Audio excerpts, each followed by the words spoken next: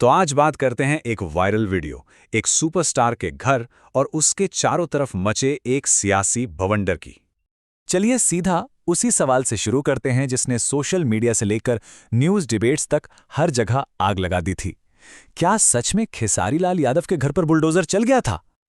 देखिए, एक तरफ तो था एक सनसनीखेज वीडियो जिसमें दावा किया जा रहा था कि घर को तोड़ा जा रहा है, और दूसरी तरफ थी एक शांत सी लेकिन असल सच्चाई, घर के गेट पर चिपका एक सरकारी नोटिस। और यहीं से पता चलता है कि सोशल मीडिया पर जो दिखता है और जो सच होता है उसमें कितना बड़ा फर्क हो सकता है।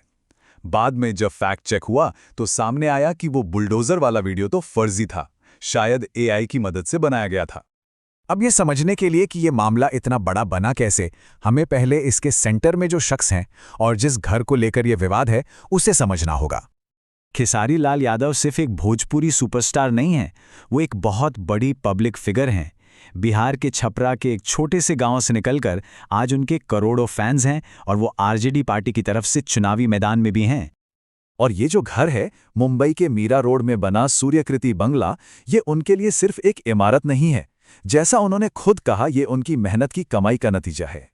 तो चलिए अब जरा उस सरकारी नोटिस को देखते हैं जिसने इस पूरे विवाद की जड़ रखी। आखिर उसमें लिखा क्या था? ये नोटिस तब आया जब खेसारी बिहार में चुनाव प्रचार में जुटे हुए थे। उस वक्त घर पे ताला लगा था, परिवार का कोई सदस्य वहां नहीं था, तो अधिकारियों ने वो नोटिस बंगले के गेट पर ही चिपका दिया। टाइमिंग बहुत दिलचस्प है। तो असली शिकायत क्या थी? वो पूरे घर को लेकर नहीं थी। शिकायत थी कुछ छोटी मोटी चीजों को लेकर, जैसे कि घर के बाहर कुछ लोहे के एंगल लगाए गए थे और एक टिन शेड बनाया गया था जिसकी इजाजत नहीं थी। इसे ही अवैध निर्माण कहा गया। लेकिन नोटिस में जो चेतावनी दी गई थी वो बहुत सख्त थी। साफ साफ लिखा था कि 72 घंटे के अंदर ये अवैध हिस्सा खुद हटा लें, वरना विभाग बुलडोजर से कार्रवाई करेगा और उसका खर्चा भी वसूला जाएगा। और यहीं से इस कहानी में एक नया मोड़ आता है।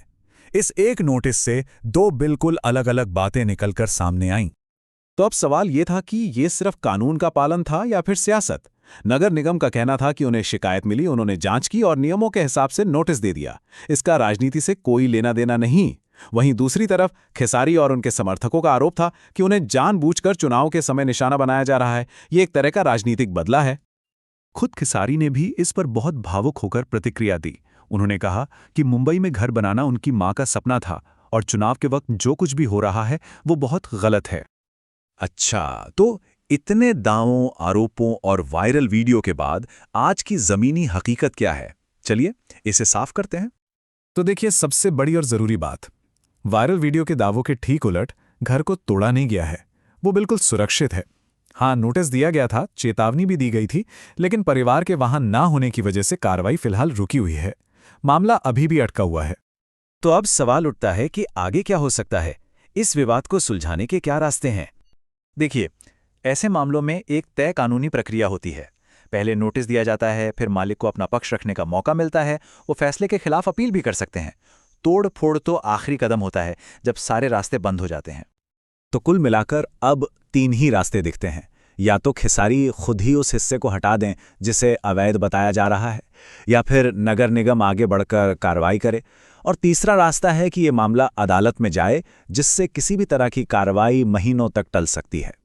तो ये पूरा मामला हमें एक बहुत बड़े सवाल पर लाके खड़ा कर देता है।